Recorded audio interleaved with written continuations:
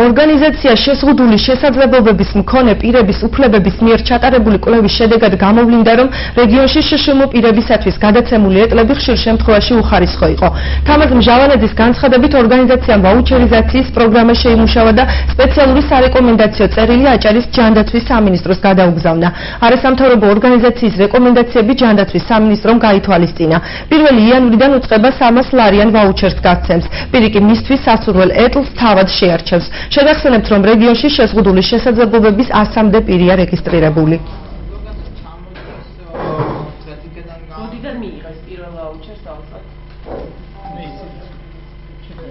შევთავაზეთ ჯანდაცვის სამინისტროს ვაუჩერიზაციის პრინციპით ახალი ეტლების შესყიდვა. მოლაპარაკება დასრულებულია.